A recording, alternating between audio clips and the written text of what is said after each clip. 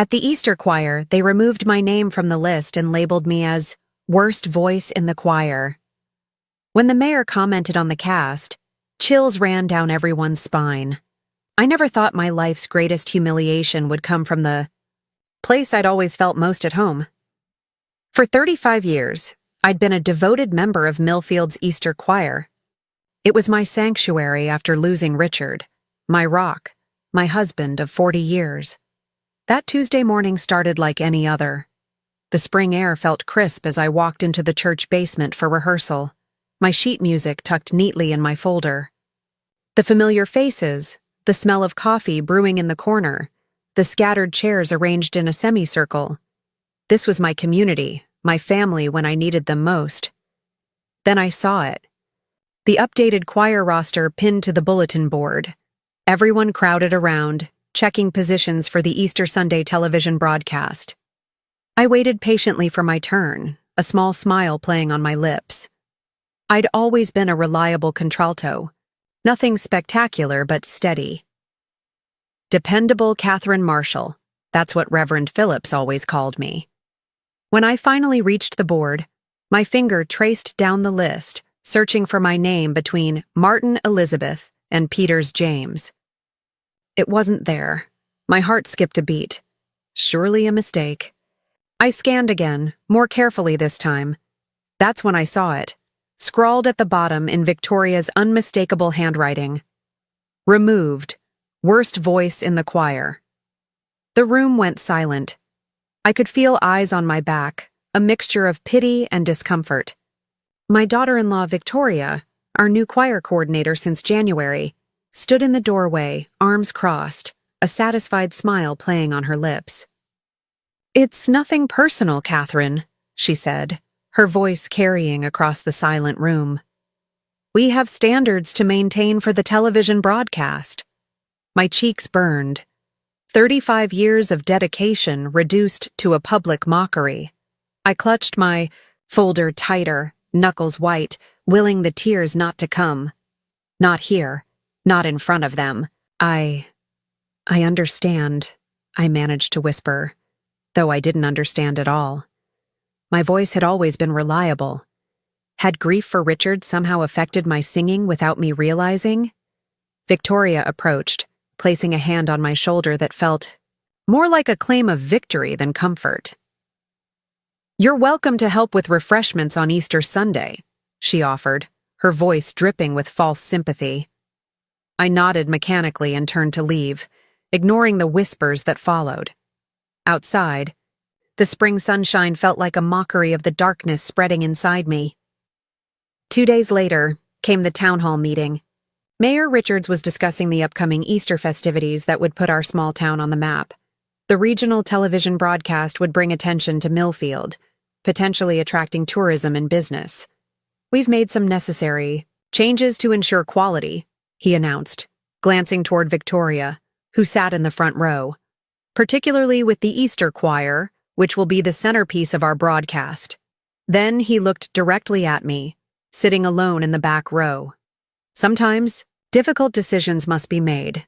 Sentimentality cannot override excellence when the reputation of our town is at stake." A chill ran through the room. Everyone knew who he meant. My humiliation was now public record, endorsed by the highest authority in our community. I walked home alone that evening. The magnitude of what had happened began to sink in. This wasn't just about a choir position. This was the first move in some larger game. Victoria had always been cold toward me, but this calculated public humiliation felt different. Since Richard's passing 6 months ago, Victoria had been inserting herself into every aspect of family decisions. Questions about the will, suggestions that the house was too much for me to manage alone, comments about my forgetfulness to my son Jeffrey. Entering my empty house, I caught a glimpse of myself in the hallway mirror. I looked smaller somehow, diminished. The woman who stared back at me wasn't the Catherine Marshall who'd taught 3rd grade for 30 years, who'd raised a wonderful son, who'd built a life with Richard that was the envy of many in Millfield. This woman looked defeated. I made my Way to the piano in the living room, Richard's pride and joy. My fingers trembled as I played a simple C major scale and hummed along. My voice sounded as it always had. Perhaps a little rough from crying, but certainly not the worst in the choir. The phone rang, startling me. It was Martha from next door, my oldest friend in Millfield and former opera singer. "Catherine," she said without preamble, "I just heard what happened. That woman is a snake. You come over for tea tomorrow and we'll sort this out." As I hung up, I noticed Victoria's handwriting again, this time on a legal pad she'd left during her last visit. Notes about the house, about Richard's investments, about items she thought should stay in the family, rather than with me. And suddenly, with perfect clarity, I understood. This wasn't about my voice at all. The choir was just the beginning. Victoria wanted me gone, from the choir, from this house, from my son's life. And she was willing to destroy my reputation to do it. I sat down at the piano again, my fingers finding the keys with new purpose. This time when I sang, my voice didn't waver. They had removed my name and labeled me the worst voice in the choir, but they had no idea what I was capable of when backed into a corner. This wasn't over, not by a long shot. Martha's Victorian. Home felt like stepping into another era, a time before my world had collapsed twice over. First with Richard's death, now with this public humiliation. Her living room was filled with artifacts from her days on the European opera circuit, signed playbills, ornate music boxes, photographs with renowned maestros. They did what? Martha's voice could still hit a perfect high C when she was angry. At 80, she remained formidable, her silver hair swept into an elegant bun, her posture better than women half her age. I repeated the story, each word still burning my throat. "Worst voice in the choir," Martha scoffed, setting down her teacup. With such force I feared for her fine china. "Ridiculous. I've heard you sing for decades. You're the backbone of that choir's contralto section." "Victoria has everyone convinced I've lost my touch," I replied, staring into my tea. "Maybe grief has affected my voice. Maybe I haven't noticed." Martha silenced me with a look that had once intimidated directors at La Scala. "Stand up," she commanded. "Martha, please, up." She was already moving toward her baby grand piano. "We'll settle this nonsense right now." Reluctantly, I rose as Martha played a warm-up scale. I followed with my voice, tentative at first, then with growing confidence as Martha nodded approvingly. After 20 minutes of exercises and an aria from her teaching days, Martha closed the piano lid decisively. Just as I suspected. "Your voice is richer than before, Catherine. Grief has given it depth, emotion. You're singing better than ever." A weight lifted slightly from my shoulders, but confusion remained. Then why would Victoria... A knock at the front door interrupted us. Martha excused herself, returning moments later with my son Jeffrey. My heart leaped seeing him, then plummeted at his expression. "Mom," he began hesitantly, "Victoria told me what happened with the choir." "Jeffrey, I don't know what's happening. One day I'm in the choir, the next I'm being humiliated publicly." "She's worried about you," he interrupted, not meeting my eyes. "She thinks maybe you're not. Coping well since Dad died." My blood ran cold. "Not coping well?" Jeffrey shifted uncomfortably. "Victoria thinks you might be having cognitive issues. She says you've been forgetting things, making mistakes in the choir. She's concerned." Martha made a sound that polite society would call a scoff. "And you believe her?" I asked, my voice barely a whisper. "I don't know what to believe, Mom. Victoria says you've been making financial decisions Dad wouldn't approve of. She mentioned the house maintenance is slipping, that maybe it's too much for you now." I stared at my son, this stranger wearing Jeffrey's face. "I've made no financial decisions without consulting Mr. Bennett, your father's attorney." The house is in perfect condition. You can see for yourself, Victoria thinks. Victoria thinks quite a lot, doesn't she? Martha interjected sharply. Perhaps Victoria should think about minding her own business. After Jeffrey left, promising to check on me more regularly, Martha and I sat in stunned silence. This isn't about the choir, I finally said. No, dear. I don't believe it is. The next morning, I went to the safety deposit box at Millfield Savings and Loan. Richard had always been organized about our affairs. Inside, I found our will, insurance policies, and a letter addressed to me in his handwriting. Catherine, if you're reading this, I'm gone. I've arranged everything to provide for you, with the house and investments in your name. Provide for Jeffrey, of course, but remember what we discussed about Victoria. Her spending habits concern me. The money comes to her only after you're gone, and only in the trusts we established for the grandchildren's education. All my love, Richard. I sat in the bank's private room, holding the letter. So Victoria knew about the inheritance structure. My removal from the choir wasn't the beginning. It was just the first public move in her campaign. Back home, I noticed things I'd overlooked. The way Victoria had been rearranging furniture during visits, commenting on what should go to Jeffrey someday. How she'd been subtly cataloging our possessions. The questions about my medications, my sleep patterns, my memory problems that didn't exist. She was building a case that I was incompetent. That afternoon, my doorbell rang. 3 choir members stood awkwardly on my porch. Elaine, Thomas, and Diane, friends for over 20 years. We wanted to see how you are, Elaine began uncertainly. I'm fine.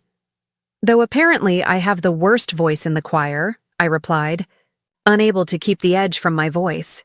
They exchanged glances. Thomas cleared his throat. Catherine, we were shocked by Victoria's decision. It wasn't put to a vote like usual. What do you mean? She simply announced the changes, Diane explained. When Sarah questioned removing you, Victoria said you'd been struggling, missing notes, and that your mental health might be affecting your reliability. My mental health? The pieces clicked further into place. We've been rehearsing the Easter program, Thomas added. Without your contralto, the balance is off in the Bernard piece. Victoria keeps adjusting the arrangement, but it doesn't work. As they left, promising to stay in touch, I called Martha. We're right, I told her, voice shaking with anger rather than fear now. Victoria is trying to paint me as mentally unstable. She wants control of Richard's estate. Then we'll just have to prove her wrong, won't we? Martha replied, starting with that voice of yours. That night, I couldn't sleep. I went downstairs to Richard's study, a room I'd avoided since his death. His presence felt strongest here, among his books and records.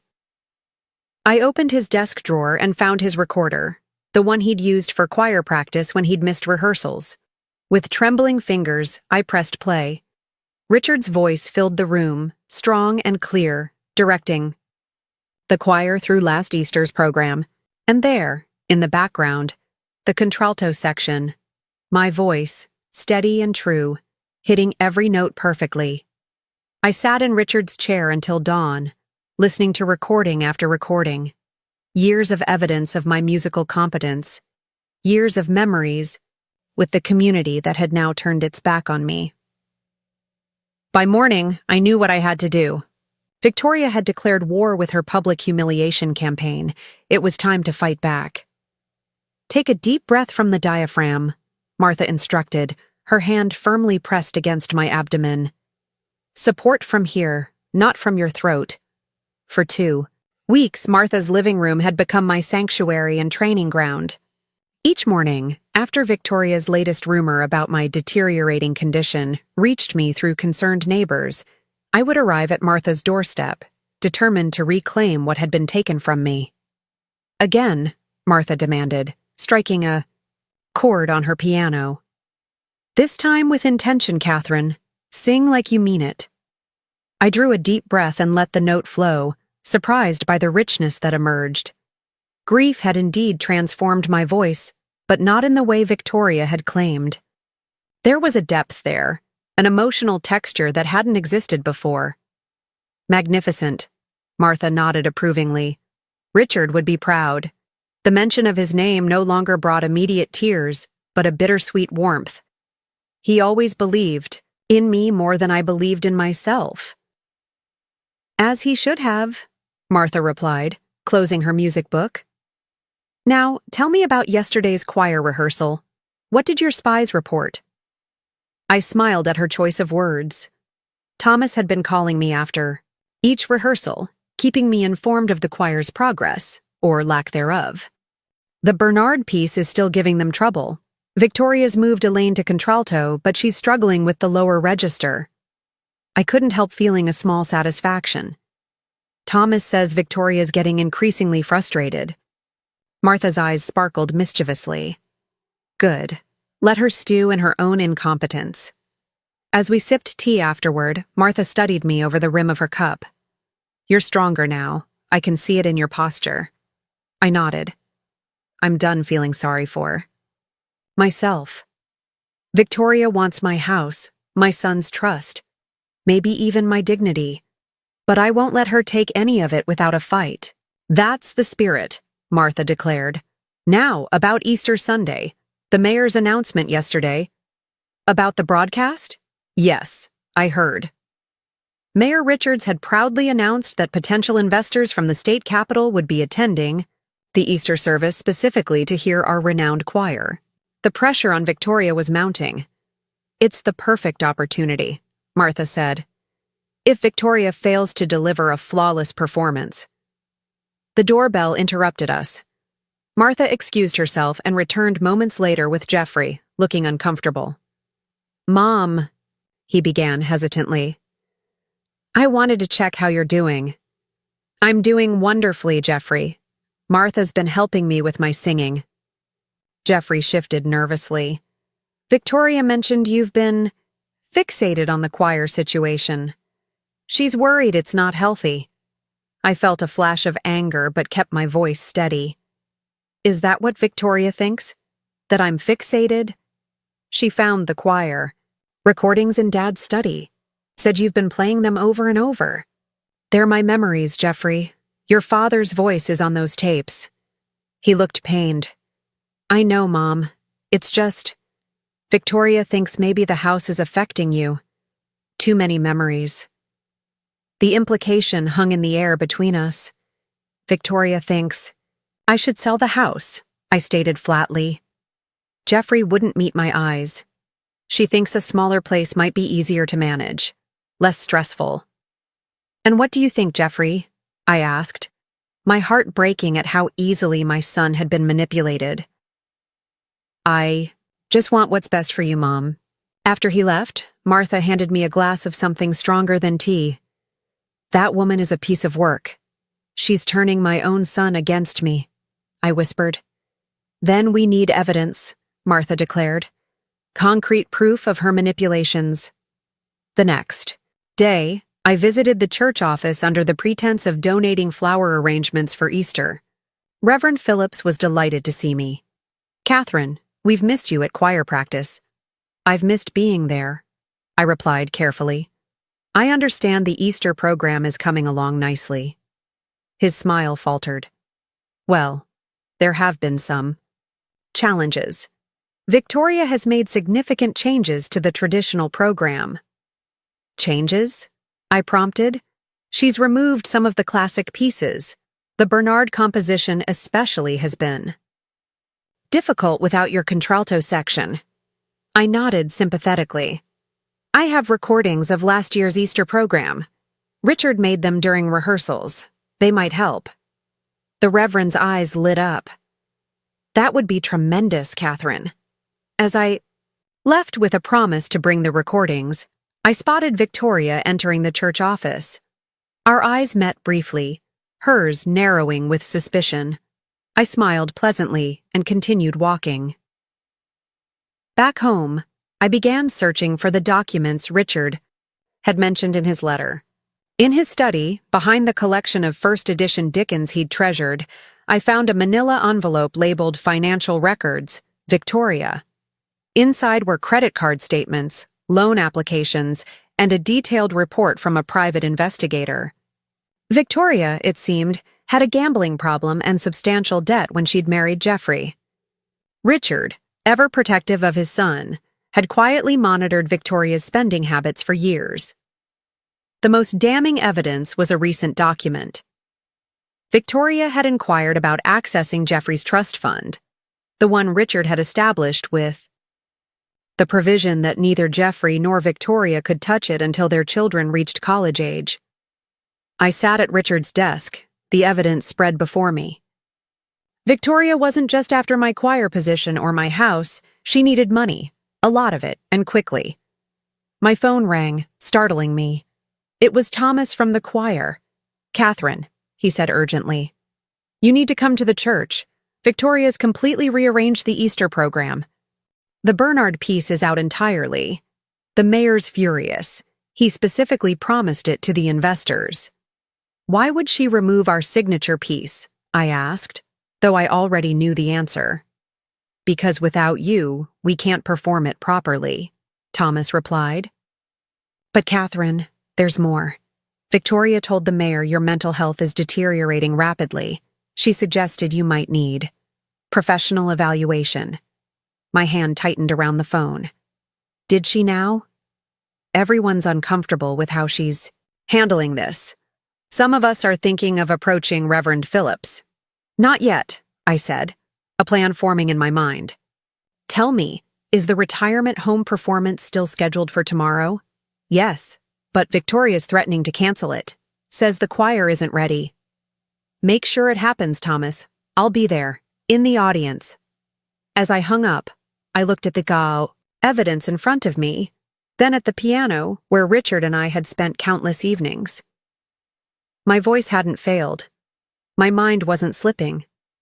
And Victoria had severely underestimated what a woman with nothing left to lose was capable of. Tomorrow would be just the beginning. Sunshine Valley Retirement Home smelled of antiseptic and potpourri, a combination that brought back memories of visiting my mother in her final years. As Martha and I found seats near the back of the common room, I spotted several choir members nervously arranging themselves on the makeshift risers. "Victoria's not here yet," Martha whispered, scanning the room. "Good."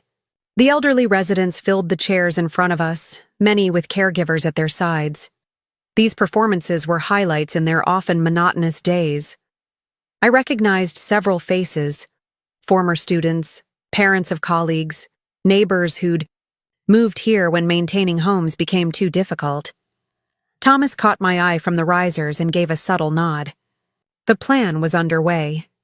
Reverend Phillips stepped forward to introduce the choir when the door burst open and Victoria swept in, face flushed with anger. "I specifically said we weren't ready," she hissed loud enough for the front row to hear. Reverend Phillips maintained his calm smile. "These good people have been looking forward to our visit for weeks, Victoria. We can't disappoint them." Victoria's gaze swept the room, landing briefly on me. Her eyes narrowed, but she quickly looked away, probably hoping I hadn't noticed her. "Recognition. Fine," she said through clenched teeth. "We'll do the abbreviated program." The performance began with traditional hymns. Even from the back, I could hear the struggle in the contralto section. During the third song, the challenging Bernard piece they'd retained for this audience but planned to cut from Easter, the section faltered completely, voices trailing off in confusion. Victoria, attempting to direct while shooting daggers at Thomas, grew increasingly flustered. The performance was disintegrating before our eyes. Martha squeezed my hand. "Now," she whispered. I stood and quietly made my way toward the side of the risers. Several choir members noticed me, their expressions brightening. When the song ended in an awkward, disjointed cadence, scattered applause filled the room. Before Victoria could announce the next piece, Elaine stepped forward.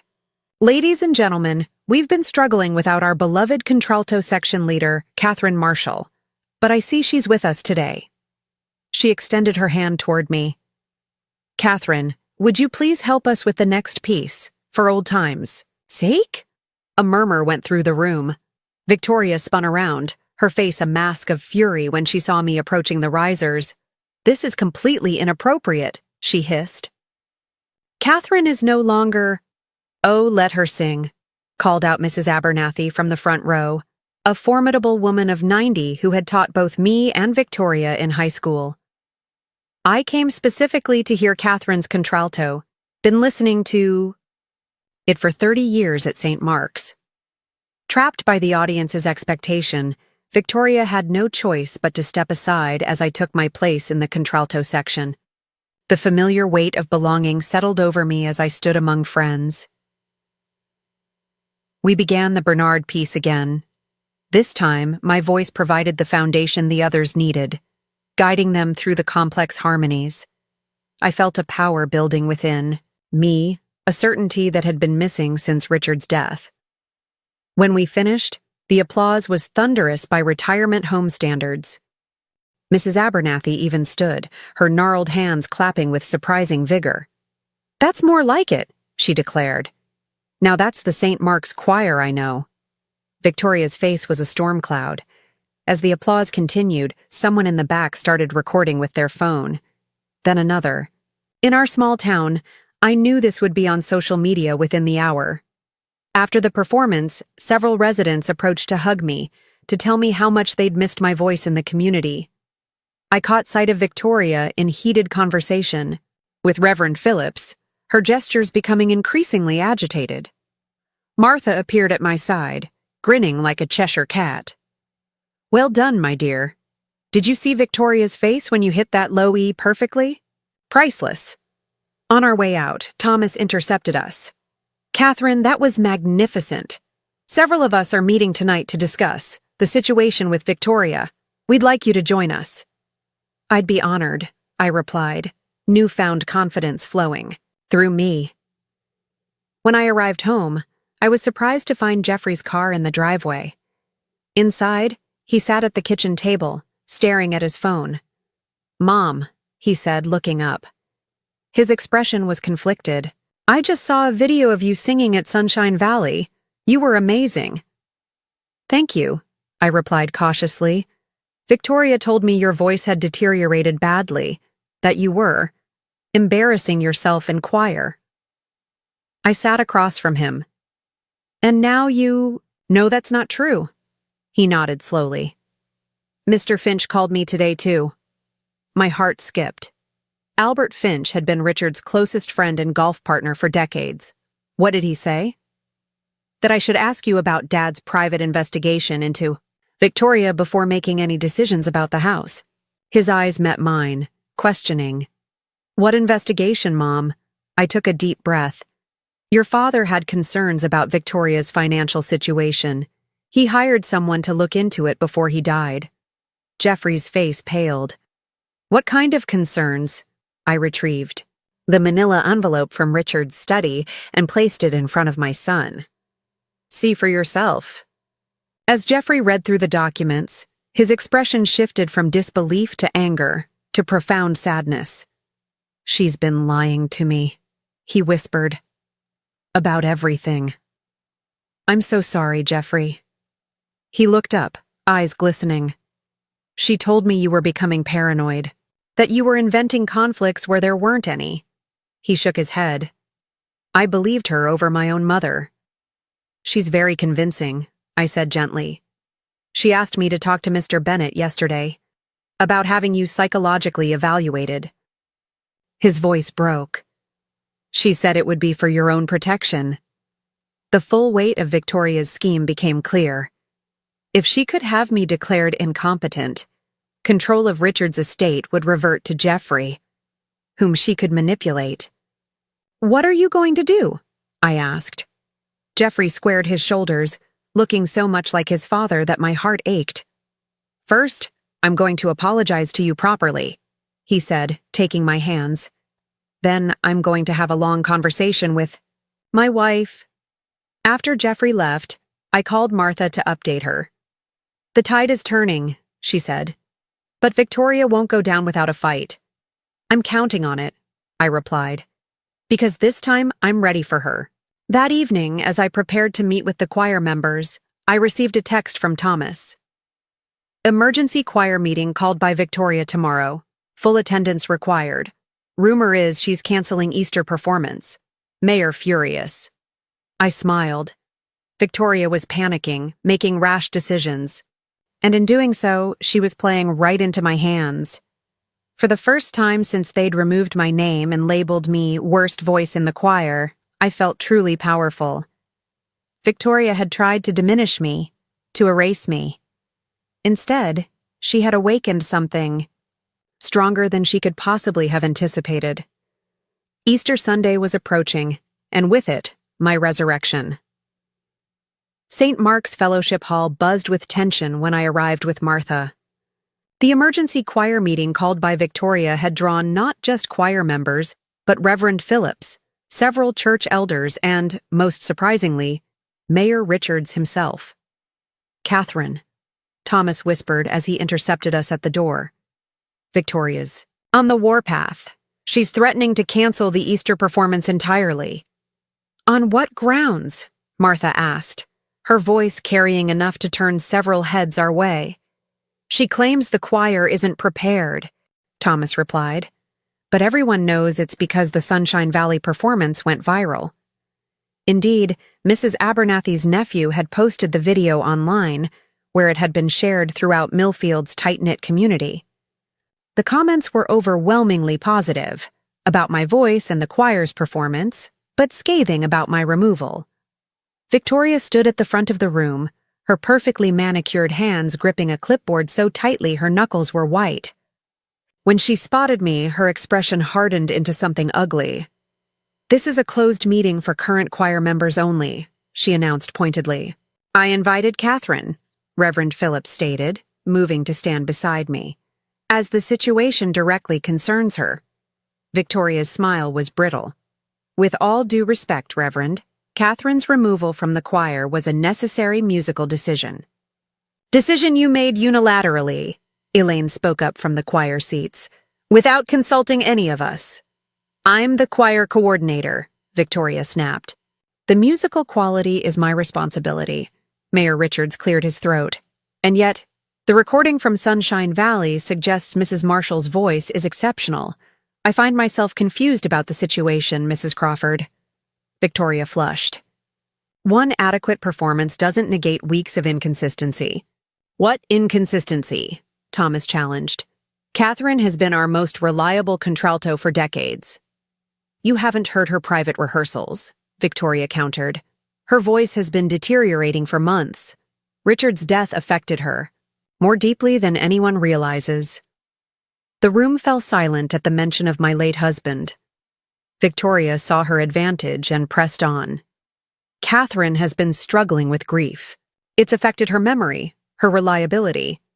Ask her son. He's concerned about her mental state." I felt a surge of anger, but before I could respond, the fellowship hall door opened. Jeffrey stepped in, his face set in grim determination. "Actually," he said loudly, "I'm not concerned about my mother's mental state. I'm concerned about my wife's honesty." Victoria went pale. "Jeffrey, what are you doing here?" "Supporting my mother," he replied, moving to stand beside me. "Something I should have done from the beginning." The room erupted in murmurs. Victoria's gaze darted between Jeffrey and me, calculation evident in her eyes. "This is inappropriate," she managed. "We're discussing choir business, are we?" Mayor Richards interjected. "Because it sounds like you're making accusations about Catherine's mental health, which strikes me as far beyond a choir coordinator's purview." Victoria's composure cracked further. "I'm only concerned about the Easter broadcast. The investors, the mayor interrupted. "We're particularly looking forward to hearing the Bernard piece that your choir performed beautifully at Sunshine Valley, once Catherine rejoined you." Victoria's eyes narrowed. "We can't reinstate someone based on sentiment. The choir has standards." "Standards that Catherine exceeds," Martha declared loudly. "As an operatic professional, I can attest that her voice is stronger than ever." Victoria's laugh was hollow. An 80-year-old has been vouching for her elderly friend? Hardly objective. A collective gasp went through the room at the insult. Martha drew herself up to her full height, every inch the diva who had once commanded international stages. This has been performed at La Scala longer than you've been alive, Victoria. I know talent when I hear it. Reverend Phillips stepped forward, his gentle manner belying the steel in his voice. Victoria, I believe we should put this to a vote. The choir has always been a democratic institution. A vote? Victoria's voice rose. This isn't a popularity contest. No, Jeffrey said quietly. It's about truth. And the truth is, you removed my mother from the choir for personal reasons that had nothing to do with her voice. Victoria turned on him, desperation evident in her eyes. Jeffrey, you don't understand what's happening here. I understand perfectly, he replied. I've seen the financial reports, Victoria. Dad knew about your gambling debts. The room went deadly silent. Victoria looked like she'd been slapped. How dare you bring our private matters into this? She hissed. You made it public when you humiliated my mother to gain control of our family's assets, Jeffrey responded, his voice steady. Is this true? Reverend Phillips asked, his expression troubled. Victoria's eyes darted around the room, seeking an escape. Finding none, she straightened her shoulders. Fine. Take a vote. Reinstate Catherine if you must. But I refuse to direct a choir that ignores basic musical standards for sentimentality. She stared directly at me. Without a director, you have no Easter performance. Actually, Thomas said, stepping forward, the choir constitution states that in the absence of a director, leadership reverts to the senior choir member. All eyes turned to me. That would be Catherine, Elaine confirmed. Victoria laughed, but there was an edge of hysteria to it. You can't be serious. She doesn't have the experience. She has 35 years of experience, Martha interrupted. And she has something you lack entirely, Victoria. The respect of her peers. Reverend Phillips nodded thoughtfully. It seems we have a solution. All in favor of reinstating Catherine Marshall to the choir and appointing her interim director, please raise your hands. The vote was unanimous, excluding Victoria, who stood rigid with fury. This is ridiculous, she spat. You're making a mistake you'll regret on Easter morning. She stormed out, leaving a charged silence in her wake. Mayor Richards approached me, extending his hand. It seems you have quite the challenge ahead, Mrs. Marshall. Easter is only 3 days away. I took his hand, feeling a strange calm settle over me. We'll be ready, Mayor. The Bernard piece will be the centerpiece, as tradition dictates. As the meeting disbanded, Jeffrey pulled me aside, his expression pained. Mom, I'm so sorry. I should have seen what was happening. You saw what she wanted you to see, I said gently. It's not your fault. What happens now? He asked. I looked around at the choir members gathering their music, at Martha beaming proudly, at the community that had rallied behind me. Now, I said with a confidence I hadn't felt since Richard died. We prepare for Easter, and after that. I met my son's troubled eyes. After that, you and Victoria have some difficult conversations ahead. As we left the church, Martha linked, her arm through mine. You know she's not done yet, she warned. Victoria will make one more desperate move before Easter. I'm counting on it, I replied, surprising myself with how little fear I felt. But this time, I'll be ready. Easter morning dawned with a crystalline clarity that seemed almost deliberate, as if the heavens themselves were setting the stage. I stood in my bedroom, smoothing the lapels of Richard's favorite blue dress, the one he said brought out the silver in my hair and the blue in my eyes. You would have loved this, I whispered to his photograph on the dresser. Your practical, predictable wife, leading a rebellion at 62. The past 3 days had been a whirlwind of emergency rehearsals, revised arrangements, and more community, support than I could have imagined. Even choir members who had initially stayed silent during my removal had rallied around me, determined to make our Easter performance memorable. Victoria, meanwhile, had been ominously silent. Jeffrey reported she'd hardly been home, coming in late and leaving early, avoiding any meaningful conversation. Martha's warning echoed in my mind. Victoria would make one final desperate move. As I drove to the church for our pre-service rehearsal, I prepared myself for whatever might come. The parking lot was already filling with early attendees and choir members when I arrived. Thomas met me at the side entrance, his expression a mixture of excitement and anxiety. "We've got a problem," he said without preamble. "The sheet music for the Bernard piece is missing." My stomach tightened. "All copies?" He nodded grimly. "Every single one. The master copies from the file cabinet, everyone's individual folders. All gone." "Victoria," I said flatly. "That would be my guess." I took a deep breath, refusing to let panic set in. "It's okay. We know this piece by heart. We've sung it for years." "Without sheet music? For the entire choir?" "We can do this, Thomas," I assured him, projecting more confidence than I felt. "Gather everyone in the choir room, now." The choir room buzzed with tension when I entered. 20 faces turned to me, seeking reassurance I wasn't entirely sure I could provide. "As you've probably heard, our sheet music has gone missing," I began, forcing my voice to remain steady. "This is our final challenge, but it will not defeat us." "But Catherine," Elaine spoke up, "some of our newer members don't know the Bernard piece by memory."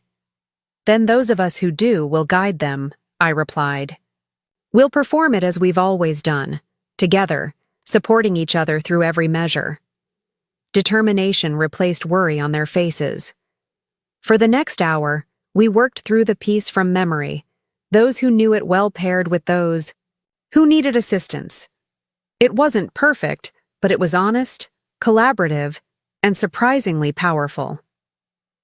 As service time approached, we took our places behind the sanctuary.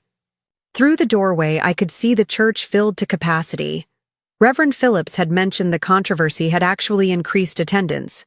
Nothing drew a crowd in Millfield like the promise of potential drama. The mayor sat in the front row with 3 distinguished-looking visitors, the investors, presumably. And there, in the 3rd row, was Victoria, her face a mask of smug anticipation. Reverend Phillips approached me, his expression concerned. "Catherine, is everything all right? I heard about the missing music." "Everything's fine, Reverend," I assured him. "The choir is ready." His eyes searched mine. "Are you certain? There would be no shame in simplifying the program given the circumstances." "This choir has been the backbone of St. Mark's Easter celebration for 50 years, I said firmly. "We will not falter now." He nodded, patting my shoulder before moving to the pulpit to begin the service. The first hymns went smoothly, our voices blending in the familiar Easter morning greeting. With each successful piece, the choir's confidence grew. When it came time for the Bernard piece, our centerpiece, I gave the starting pitch and a reassuring nod. The opening notes rose clear and pure. We moved through the complex harmonies from memory, each section supporting the others. When we reached the difficult middle passage, I heard a momentary hesitation from the newer members. Maintaining eye contact, I guided them through with subtle gestures and unwavering vocal support. As the final notes of the piece faded, a profound silence fell over the sanctuary. That magical moment when music touches something deeper than mere appreciation. Then applause erupted, startling in a church setting but somehow appropriate. I risked a glance at Victoria. Her face had gone slack with disbelief. This was not the failure she had anticipated. The mayor leaned toward his guests, nodding with evident satisfaction. When the service concluded, Reverend Phillips asked the choir to remain at the front. The congregation, sensing something significant, stayed in their seats. Today, Reverend Phillips began, we witnessed not just a celebration of Easter, but a testament to perseverance and community spirit. Our choir faced unexpected challenges this morning. He paused, his gaze sweeping the congregation. Their sheet music mysteriously disappeared before the service. A murmur ran through the church. All eyes turned to Victoria, who suddenly seemed very interested in her hymnal. Yet under Catherine Marshall's leadership, they delivered one of the most moving performances in St. Mark's history. He continued, "Sometimes we find strength we didn't know we had when faced with adversity." Mayor Richards approached the pulpit, whispering something to Reverend Phillips, who nodded and stepped aside. "Ladies and gentlemen," the mayor announced, "our guests from the State Arts Council were deeply impressed by today's performance. I'm pleased to announce they've approved our application for a substantial grant to establish a community music program here in Millfield." He turned to me. "And they've specifically requested that Catherine Marshall serve as the program's inaugural director." The applause was thunderous. As it died down, the mayor continued. "Furthermore, in recognition of her 35 years of dedicated service to our community, I'm honoring Catherine with Millfield's Distinguished Citizen Award." Victoria stood abruptly, her face contorted with fury, and pushed her way out of the pew toward the exit. Few noticed her departure amid the continued applause. After the service, well-wishers surrounded me. Jeffrey approached, his eyes shining with pride. "Dad would have loved this," he said, embracing me tightly. "Yes, he would have," I agreed, feeling Richard's presence strongly in that moment. "Victoria's gone," Jeffrey added quietly. "She left during the mayor's announcement, took her suitcase this morning while I was in the shower." I squeezed his hand. "I'm sorry, Jeffrey." He shook his head. "Don't be. It's better this way. We'll sort things out." Later, Martha pushed through the crowd, her face alight with triumph.